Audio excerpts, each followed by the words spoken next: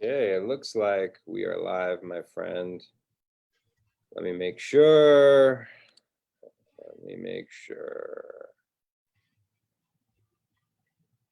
We're live. Beautiful. All Good right. morning. Good morning to you. Well, I feel like I've been up forever. So here we are, episode 76 Your age. of the Dave and Dave. The Dave and Dave show. We got three main topics today. We're going to talk about GLVAR, which is the artist formerly known as GLVAR, which is now Las Vegas Realtors. We're going to talk about the election, and then we're going to jump into some big changes in stats. I probably should have made a bigger deal out of it, Pops, on the introduction of what happened in June in the market of Las Vegas. I'm sure a lot of you want to tune into that. And then we're going to get a little into mindset of a couple things happened this week in my life that reinforced the question, is pain required in order to succeed or grow? So let's jump in. So a lot of the times we do the Dave and Dave, and I don't really give my father a heads up on what we're going to talk about. So let's see, as he's drinking out of my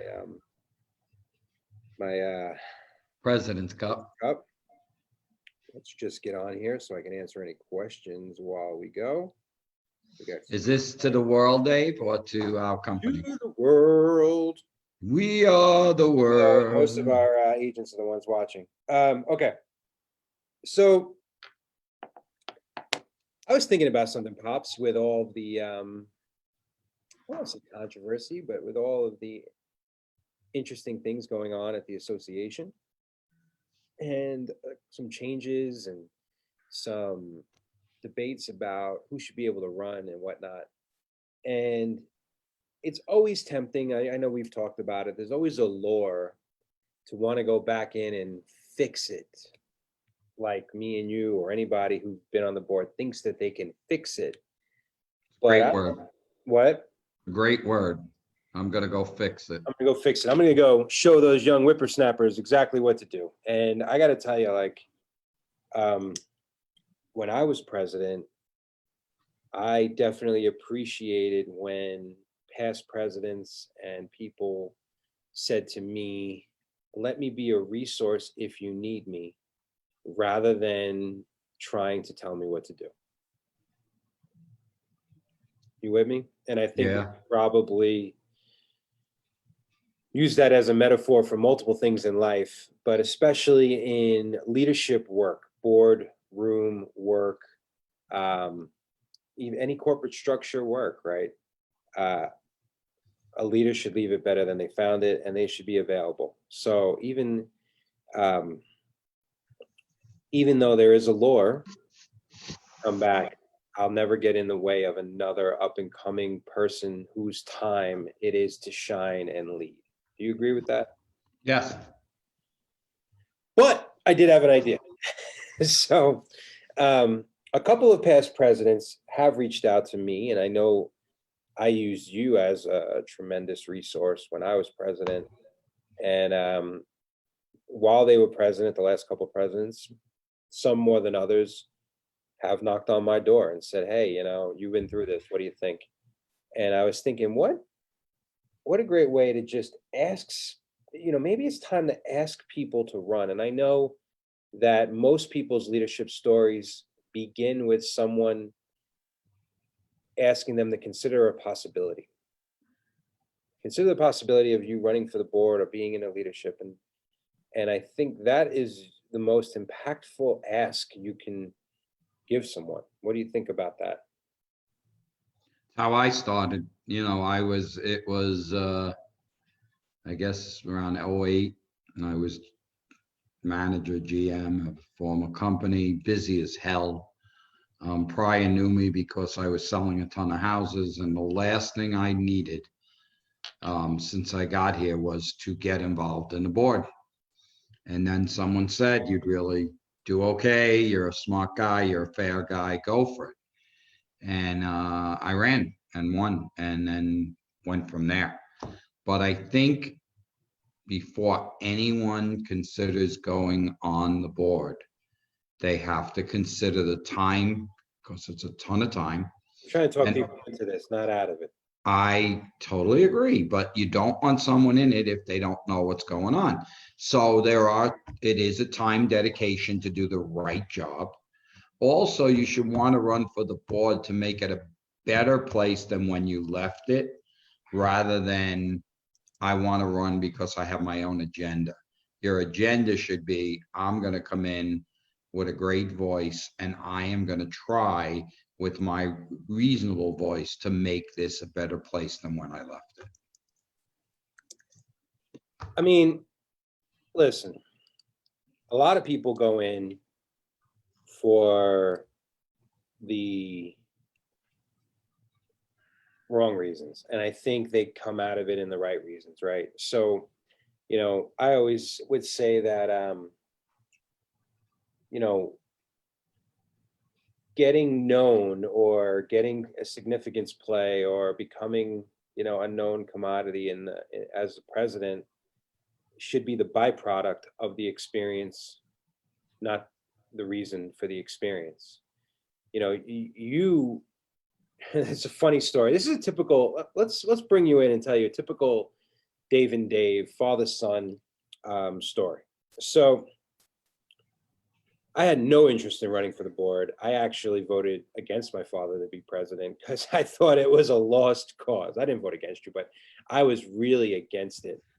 I was under the impression or of the mindset that they should burn it all down. There was some things I had heard in the wings about shadiness and good old boy stuff. And I was just like, man, why are you even trying to save this? And in your infinite wisdom, you were like, you know what? It does no good to burn it down. Let's see what we can create, right? Out of the ashes, and not even out of the ashes. Let's just see how we can pivot. And I remember you saying to me, because you were president that year. Yeah, you were president, and you said, Dave, there's 5 positions. Now, before you judge, listen to the whole story. I remember exactly where I was outside of my backyard of my house on Kemar. We were on a cell phone talking. You were like, Dave, there's 5 positions and only 4 people are running. All you have to do is put your name in, and you are guaranteed to win for the board of directors. You don't have to campaign. You're not going to have to do anything. Like, you have to show up to like 2 things, and you're guaranteed to win. And I so didn't want to do it at all. And I was like, you talked me into it. I'm like, fine. If it's going to be that easy, I'm in. Lo and behold, that year, 13 people ran for the board of directors. And I was cursing him. He knew exactly what he was doing. And that's why I'm laughing at him telling all of you, you got to know what the commitment's going to be. And meanwhile, he coerced me into it. And I was like, but you did know the commitment because you saw it through me, what you had to do to be on the board. I did. I think you don't realize it until you're in, but yeah. So was it the worst time of your life? Let me ask you that, Dave. Did you regret every Can I minute? finish my story? Can I finish my Okay, story? I finished my story. finish the story. I ran, and here's where things got interesting. Unbelievably, not only did I make the top 5, I got the most votes out of 13 people. Which, this is the story, and this, I'm just let me give you the compliment before you break my balls, Pops, right?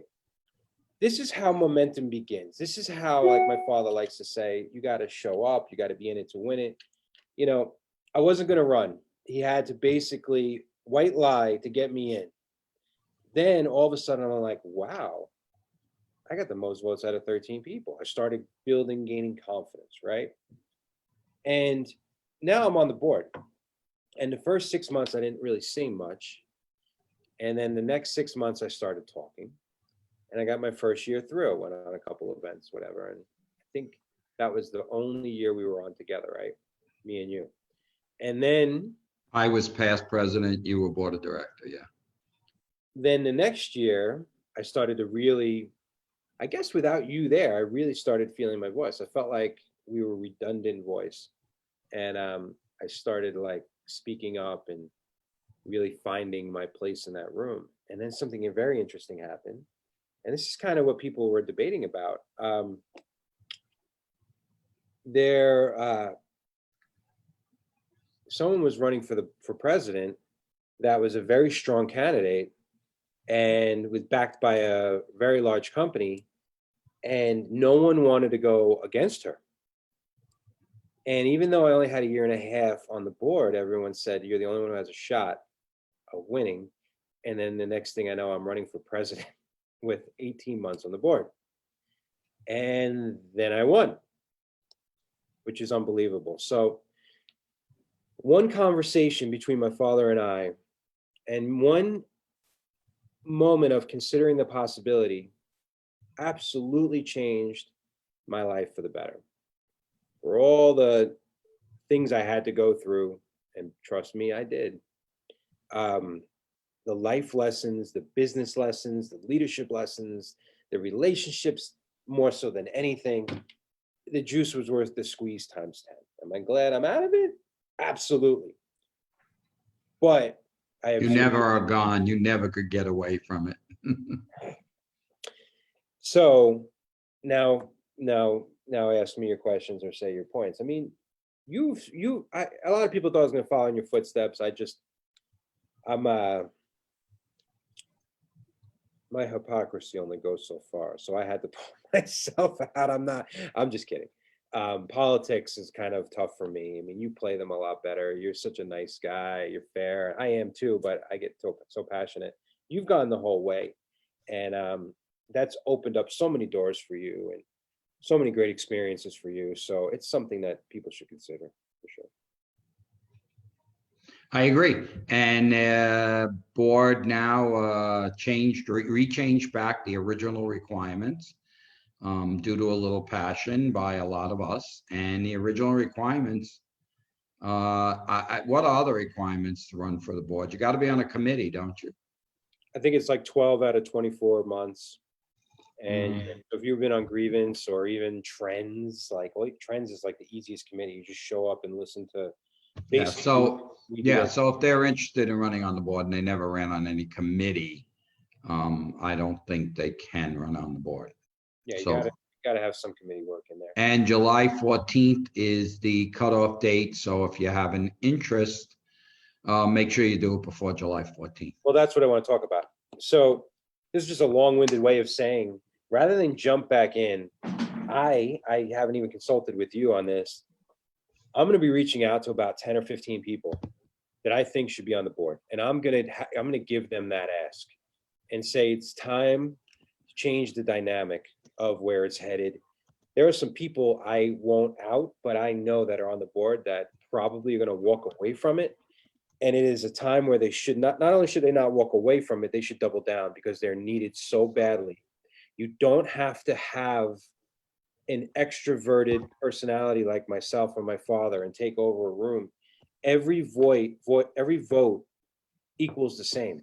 You could have a president that only has one vote. If the entire room is against the president, guess what? That president's a lame duck president. It forces one of the best experience I ever had was it forces you to not be a dictator because you have to recruit the entire room onto your vision because you'll get outvoted like that. So if you think you're just going to be a lowly board of director, your vote means just as much as the president. So I'm joking, Pops, but I'm creating this fake super PAC of if you're interested and our views of the future align, Urban Nest, my father and I will back you. Not money-wise, but with support. We'll do Zooms. We'll encourage our agents to vote for you. We want you to feel supported, like that you could be an agent of change. What do you think of this, Pops, as I'm putting that out there before even asking you? Well, I think it's a great idea because unfortunately the board has gone in a way that they're creating, I'm trying to. Not? No, I'm trying to say they're creating a group, a pack of votes. And by making this PAC, and I don't mean PAC, I mean PACK, PAC. I wrote it PAC. but Yeah, well, that's right, what you're talking, what I'm talking about, where they talk about how they're gonna vote before, out of the meeting, which we never did. We always went in the meeting with a fresh, we'll listen to everything and we'll decide. And a lot of these people are trying to run the board, deciding what should be done before they're in the boardroom. And that is never the way to be a board of director. The way to be a board of director is to listen, to understand, and then vote on what you think is right, not what will benefit you. So we need good people in there to have fresh minds that are going to listen, understand, and think what is right. and without an agenda, like it's very it's humbling, but it's such a gift to lose a vote. You know, what people don't realize is they just assumed you and I would vote the same on everything, and there are multiple times we We voted didn't. absolutely, and it blow people's minds because they sometimes think we're the same people. Um, there was sometimes I was like very, very against what you wanted to do, and both on local and the state board, we voted against each other. So, but I could live with someone voting against me if I respect them, and the only thing required to respect them is knowing that they're voting with feeling like they're doing the right thing, sans an agenda, right? When I really, and this is what kind of soured me the most, is um, when people just voted for their own interests, and it was so snaky and slimy. And I know that's politics, and I know, and I've learned a lot, but man, it can be very disheartening sometimes. But I can understand, like, you gotta have free thinkers and individual people where you respect. You can have a strong disagreement, but you care and respect about the person and their intelligence, and they did the work and they came prepared, and they're their own man or woman, and they vote their heart. If we disagree and you vote your heart, I still love you, right? So yeah, so here's some, just some people off top of my head, like some urban nest agents who really should be considering it: Christina Chipman and Azim Jessa. Some people outside of urban nest: Christina Kova should be considering it. Pete Torciello should be considering it.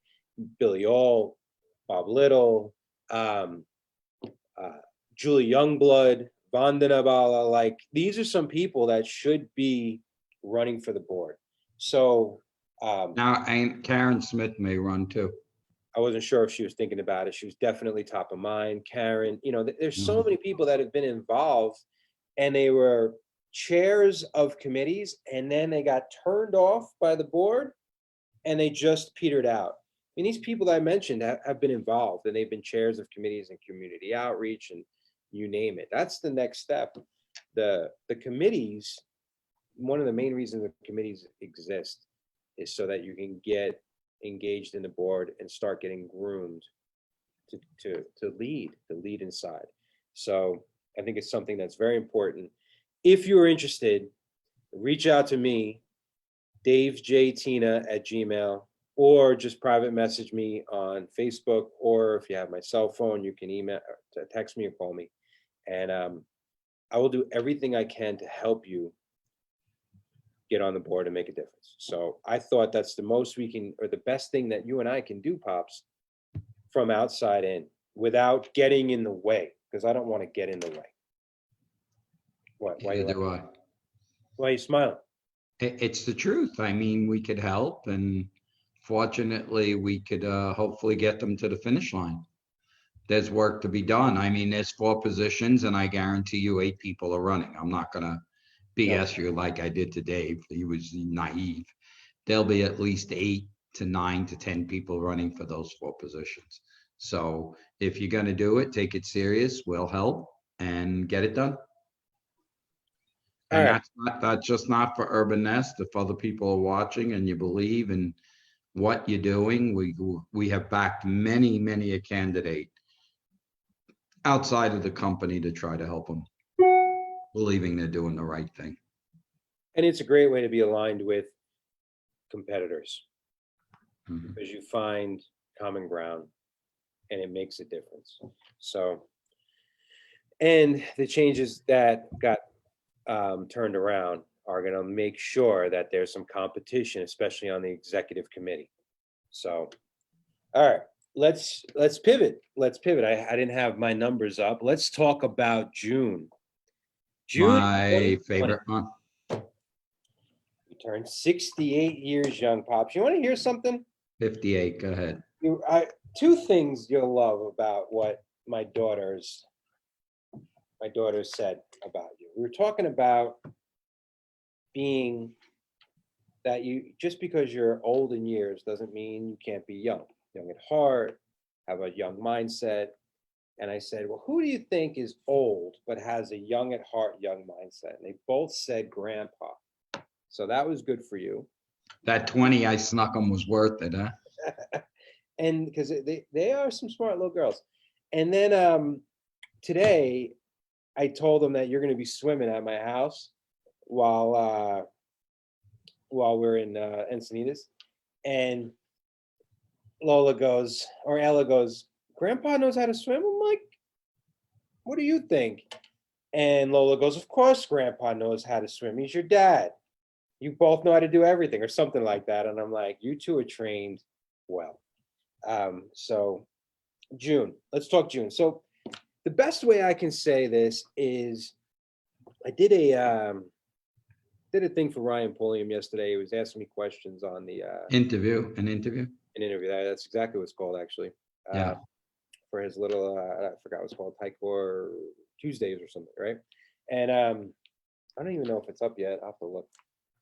And he was asking me a lot of questions about the market and where do you think, what's happening and what's going on.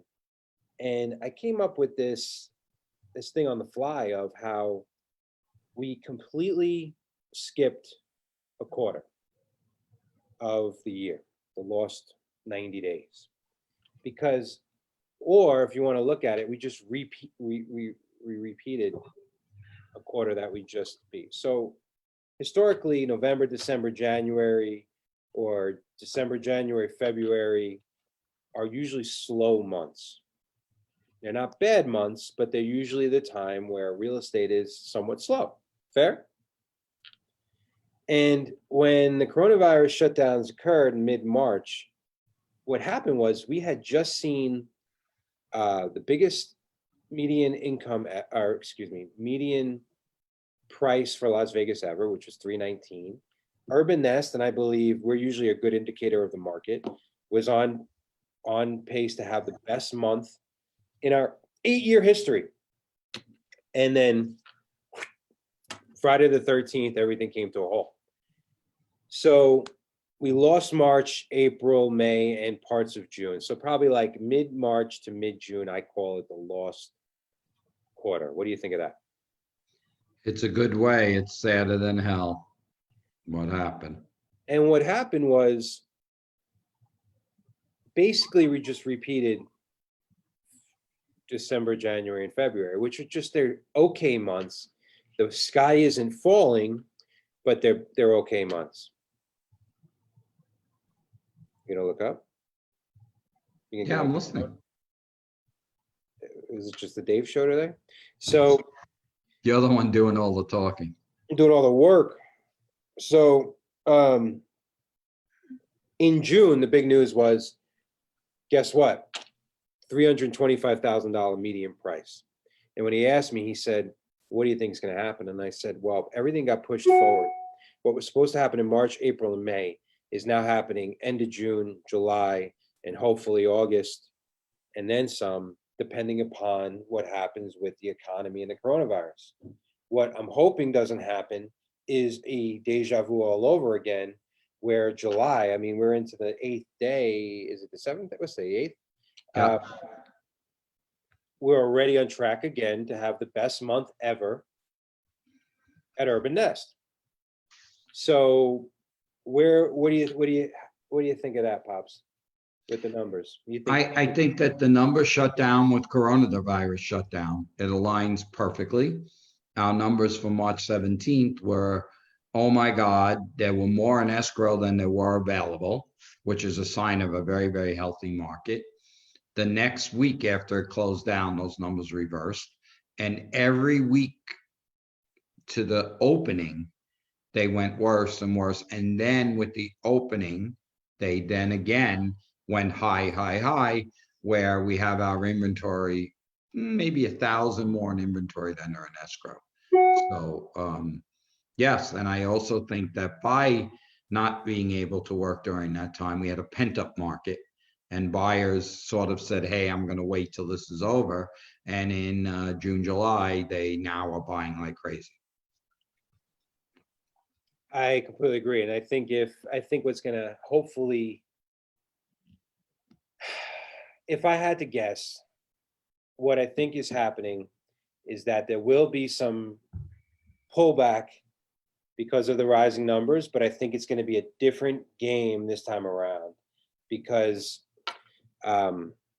even though the numbers are going up, I feel that people still have some level of understanding that they didn't have the last time.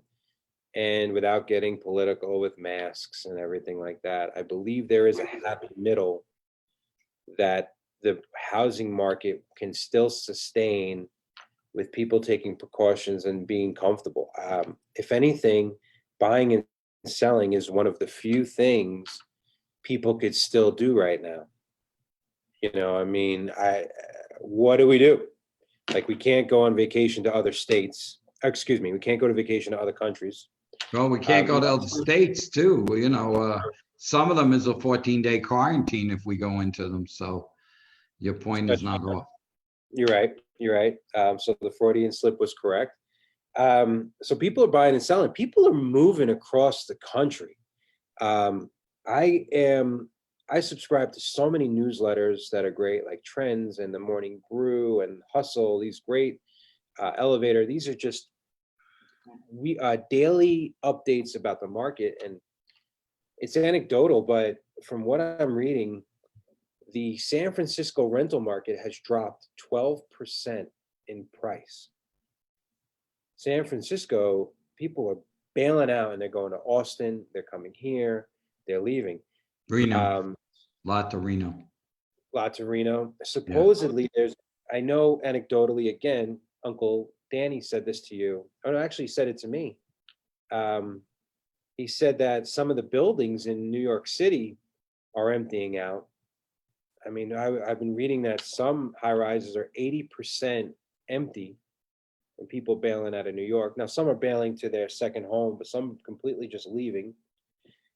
So if you're a realtor, there's going to be a lot of movement regardless of what happens with the coronavirus. I could even argue the worse the coronavirus gets, I think more people are going to be willing to change their living environment. What do you think about that?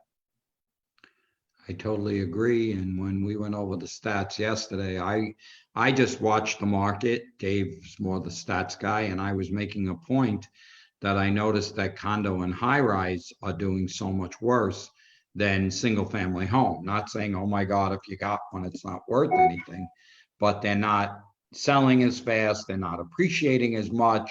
And one of the reasons I believe that is I think that after coronavirus, a side effect is people want their own entry, their own way in, not necessarily getting on an elevator, not necessarily having common space, but more private space of their own pool rather than a community pool, or their elevator or their mailboxes with 50 people when they're trying to be safe. So that's a side effect that I noticed, and Dave backed up with the stats he had yesterday. I mean, units sold in June of 2020 was only 470 condos, townhome, multifamily.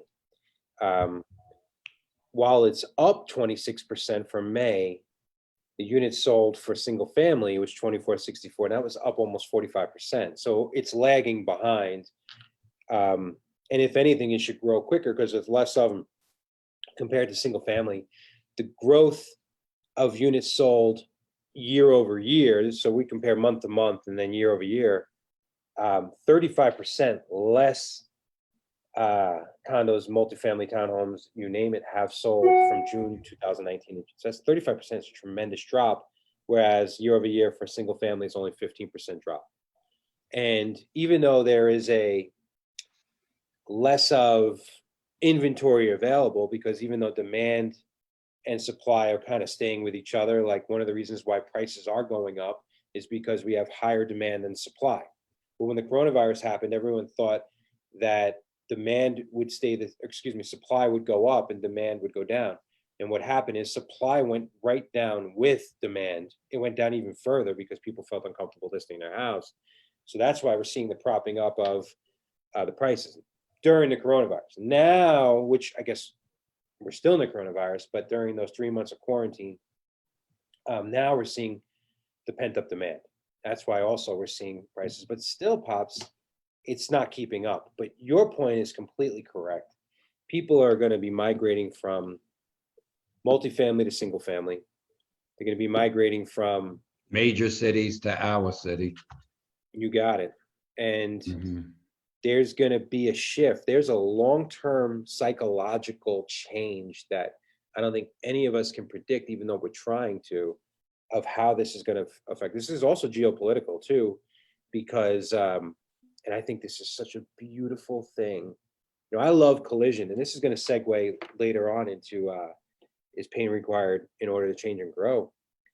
You know, historically, rural areas are red states or red areas, and historically, cities are blue. If people from the cities that are blue are moving out to red areas, they are forced to live together, which I think can only be positive because the closer two entities that think they are different get to each other, the more they find in common. So it should be interesting how it plays out in politics in the next 4, 8, 12 years, because prior to the coronavirus, there was this, the economists, the people, I don't know what they're called, the people that follow trends in migration, were saying that cities were just going to get bigger and bigger and bigger and bigger, and we're going to be very polarized country. So there's some real positives from what's going on. But as realtors, I think we need to try to see, or at least try to anticipate where the puck's going to be, right? The famous Gretzky line, which I always say, don't puck, don't skate to where the puck is, don't puck you. Oh, Don't skate to where the puck is, skate to where the puck is going to be. going to right? be.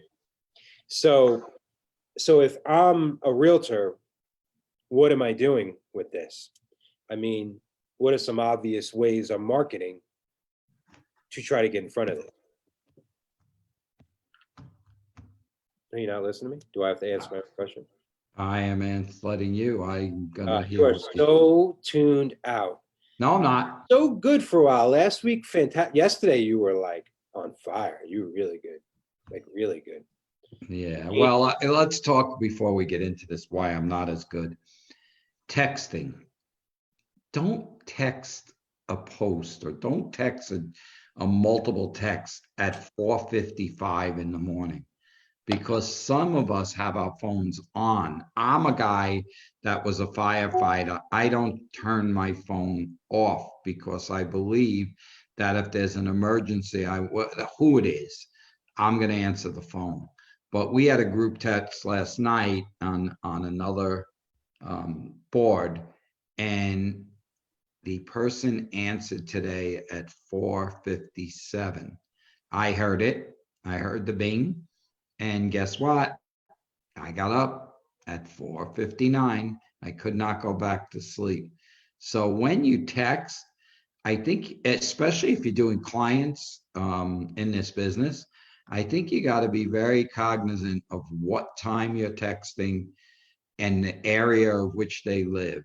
Because, man, I wouldn't buy a house from this guy after that if he was the last agent in town. So I had to throw that in. What a great way to throw it in. As I asked you, I mean, you threw it in when I said, "Oh, realtors, if I knew about migration patterns, how could this help me market in the future?" And that's how you answered it. Well, I could tell you how it could help you. Of course I can. First of all, if you know migration pattern, you could then advertise to where that migration is coming from, possibly where you lived prior to that. So that's one of the ways to do it. Go ahead. I mean, I would be targeting on social media, Midwest, big cities, East Coast, big cities, Southern California, I would be hitting up all of the luxury apartments scattered throughout our town, especially the those what are they called? The Kalita Group, those ones. I would be like saying, "Hey, you're paying $2,500 a month for a rental or an apartment.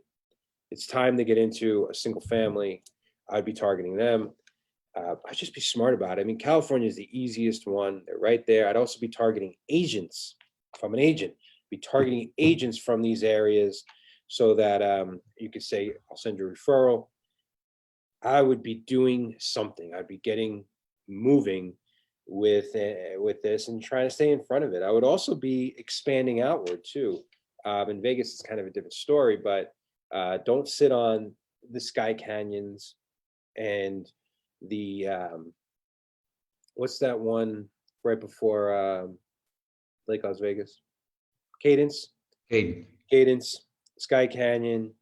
On your way to Pahrump, I know everyone laughs when I say Pahrump, but you live long enough, Pahrump will become Long Island, or let's just say Irvine or Rancho Cucamonga. So these are some of the things that you may want to get in front of when you're sitting there going, I can't get any business and I don't know where to get sphere of influence and I don't know who to target. This is something you could do, right? What? Why are you laughing now? What did you do? Because you got to say Rancho Cucamonga, which is my favorite town to talk about. Like Rancho Cucamonga is an anomaly to me. Like, who would want? I mean, I know people. I take it back. I know people commute to their jobs. Man, I'd much rather live in Las Vegas than Rancho Cucamonga. It's basically Las Vegas anyway. It's got the same 180-degree oven, but you get all the taxes and all the BS for where you could just move to Green Valley or Summerlin or Providence or Southern Terrace or Southern Highlands. This makes no sense to me at all. So I would be hitting up Rancho Cucamonga. I sold 4 people from Rancho Cucamonga into Vegas in my career. I mean, it makes sense, does it not? I'd be hitting up Long Island. I mean, I talked about, I think there's a lot of people who are on, who've had that. I'm going to move to the West Coast or the Southwest, excuse me. Or most people, I think, that live in cold weather climates have considered Florida, Texas, Nevada, or Arizona somewhere along the line. And I don't understand why you'd move to Arizona either. Like, that befuddles me. What? Why are you laughing? Most people in Las Vegas do not understand that move, because if you move to Arizona, you're going to have state tax. If you move to Arizona, it's even hotter than here if you're in the Phoenix area. So when we compare the two, it's very hard for a Las Vegas resident to think I'm going to move there and spend more money, be hotter. It's a bigger metropolitan city than we are, but it doesn't offer all the great things that we have. That is a good point. They do have 4 major sports, and they have. I went to Arizona State for one of the best years of my entire life. He did a lot of partying. I did. But you get 10 degrees hotter and humidity and state income tax. It's just like, I mean, yes, Scottsdale is beautiful, Camelback Mountain, all that good stuff, but all things being equal, I'd be here. All right, so let's just finish off on some of the stats. We have a 2.1 month inventory on single family. And the reason that number is not true is that even though these houses are listed, some of them are tenant occupied and we're not allowed to go in them. So when he says 2.1 months, you got to minus out the tenant occupied that won't let us in or haven't moved yet or haven't been evicted yet. So if you go through that, it probably goes to 1.8 or 1.9 because that says tenant occupied do not show. Would it go the other way? Wouldn't it go the other way? more houses on the market? No, that they're counted on the market, but they're tenant occupied and they're listed, and they say do not show, more or less telling you you got to buy it blind. Oh, So I'm looking at it as they're not listing their home no, because they have them listed. You I could, know if, some of them are. yeah, I still believe I'll give you a couple of days of the month. Maybe it drops to 1.9, maybe it stays the same, but it's definitely, what I'm interested in to see is how the unemployment of Las Vegas is going to affect the inventory in the next 3 months.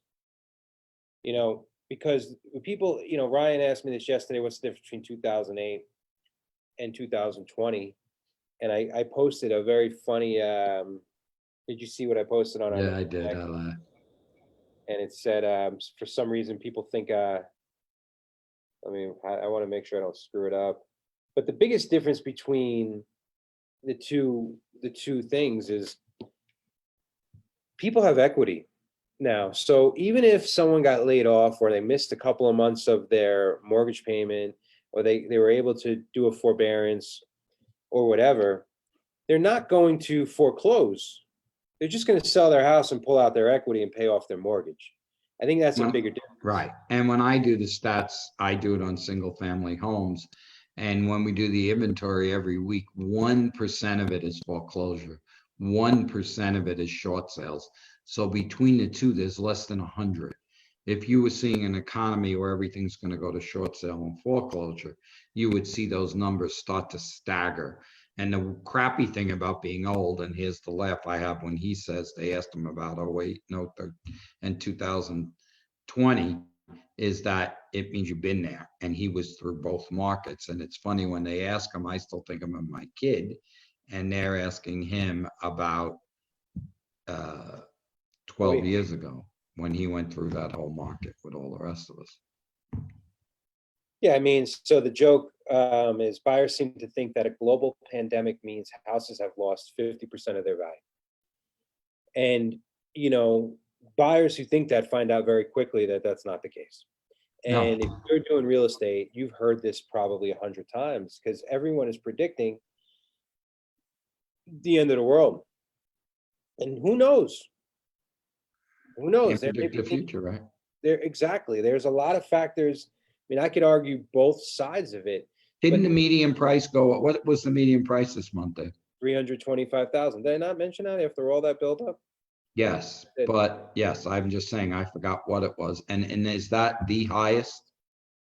Highest ever, Right. ever in the history of Las Vegas. And there it is. For context, I can't say this enough because I think people need context. 2012, we saw our low, and it was 118,000. Just my year as president, the next year. Yeah, so you have to understand, like, if you believe that's going to happen, that the prices eventually are going to drop, you don't have to buy. But there's always the risk, let's do a little Hamilton in here. My favorite song, my favorite performance in Hamilton is when Aaron Burr sings "Wait for It," even though it's counterintuitive and counterproductive to how I believe and how Hamilton was. He's like, Hamilton goes for it, and Hamilton, right? Like, and the key is don't wait for it. Like, you can't control the future. You can't even control now, but at least now you know the game that you're playing. We don't know what the rates are going to be like in 6 months. It's just a reality. They can't go that much further. I don't think they can go any further down. People are locking in for 2.7%, 2.75%. Crazy. It's unbelievable. And even if prices do drop 6% or 8% off of where we're at now, if the rates are up to 4.5, 5, you're paying the same amount. You're paying the same.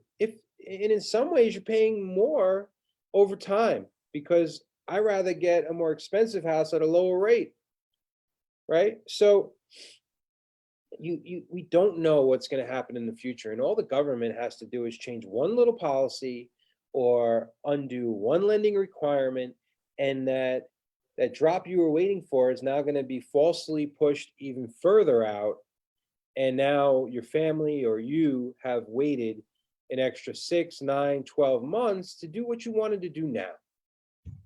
Makes no sense to me. What do you think about that? The equation is the equation. The problem is unless you're buying cash, then you can wait. You could try and see if the market goes down. But if you are not buying cash, which we used to have in the investment days, in my day when I was president, there was like 70% buyers were cash because the investors came swooping in. But if you are a normal person buying in a mortgage and you're getting a 3% loan, even if it drops 10%, and then the interest rates go up to 6, you're paying more. So the equation of money of how you're buying is the important factor. I have the cash buyer percentage right here, 15.7%. Yeah, 15, and it was 65% in 2013. There it Which is. is great news for most of you. Yes. Is you're not getting beat out by cash buyers everywhere, right? I You're not getting beat out by investors either. Yeah, so your VA or FHA offer is now much stronger than it was in the past. Some other little things to consider if you're you're a listing agent or you're a seller of a high-end property. Keep in mind, if you do get a cash buyer, they're twice as strong as they were in the past because of the fact that jumbo loans are very difficult right now to get. They've messed with them a little bit. So if you get a cash buyer, taking that into account for sure with that. Some other stats I would love to share with you is I always like sharing days on market. Only less than 60% of houses are selling in the first 30 days, which I believe is people thinking that they can get a deal. But then it pops up to 20, an additional, so 80% are selling in the first 60. So usually in a strong market that's going up, Reverse. it's usually like 70 or 80% of houses are going into First escrow within the 30 first 30 days. days. So that's also loans are probably taken, this isn't loans, this is escrow. So, and then always, no matter what market, not no matter what market, but most normal markets, 90% of all homes are going into escrow within the first 90 days. If you're not going into escrow in the first 90 days, then you need Mucho to problemas para ustedes. come into Jesus time, right? So there's some other trends that you hit, you just some things. Listen, we had this conversation in S Connect yesterday. This is knowledge is power. My father always says, get as much info as possible. Again, take all of the political assumptions out of these comments. These are just facts. Whether you believe or don't believe, I don't care. These are just facts, okay? The number of COVID cases in our state are flying. Why should you keep an eye on this? Regardless of how you feel it's going to affect you on your health, if it does, regardless if you're living your life to the fullest or you're holed up like a hermit, I don't care which one. You still need to, if you're Goldman Sachs, you're reading the data. And you should be a financial person. So what has happened is within a month, we have jumped like 13,000 cases and more people are testing positive. So far, not a lot of people are dying. Okay. What? Not a lot of people dying is they figured out better treatment, better drugs, and a better way of handling it. So if you got COVID in March versus getting COVID in July, your chance of living is 5 times to 7 times more. Exactly. So, but it will, this is skating to where the puck's going to be. Keep an eye on the coronavirus numbers. Also, keep an eye on the employment numbers. We are still the highest unemployment rate in the nation, and we still have the highest unemployment rate among metro areas with at least 1 million residents. Yeah. So, and that's because we're a resort town. Exactly. So something to keep in mind. what is the good? The good news we talked about, median price up. July looks absolutely fantastic. People are starting to navigate their certainty and how comfortable they are. And despite the positive, things, you still have to take it with a grain of salt because we don't know what the next couple months are going to look like. Does that mean it's going to be bad? No. Does that mean it's going to be good? No. It means we're not sure. So why not deal with what we can control? And that is right now. And lastly, now I'm a macro person, you're the micro person, right? So I am the micro. I was talking about, is pain required in order to change and grow? And everything we talked about today can easily be thrown in that. It's basically just a J curve. And the J curve is one of my favorite things in the world, one of the favorite things I like to coach on, and it works in everything in life. And basically is you're here, and in order to grow and change and get to here, everyone thinks there's this linear line. But in reality, you have to go down into the pain, the uncertainty, the vulnerability, the fear. That's what's required to change you in order to get to here. If you want to be a successful realtor, or you want to sell your house or buy a house, like you have to go through that. It is required. It is not fun to sell a house or to buy a house, or I'm not getting it for what I want. Blah, blah, blah. But the end is a new house or selling your house.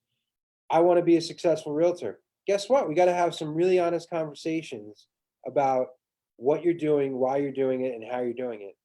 I don't like being told that I have to change. I hate it. I hate it. I hate it. I hate it. Wait. It was worth it. So this is my metaphor for all of us, me included, of what is required as we are starting to experience change in everywhere of our lives.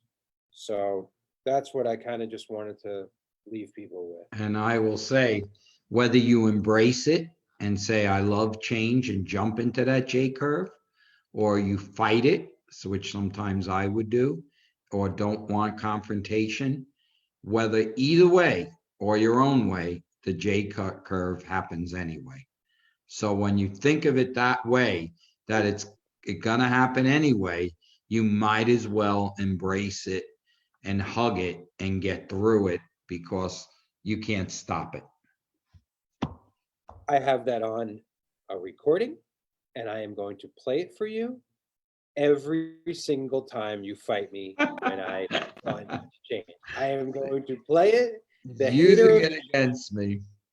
Well, look, I moved to Vegas. You hate change.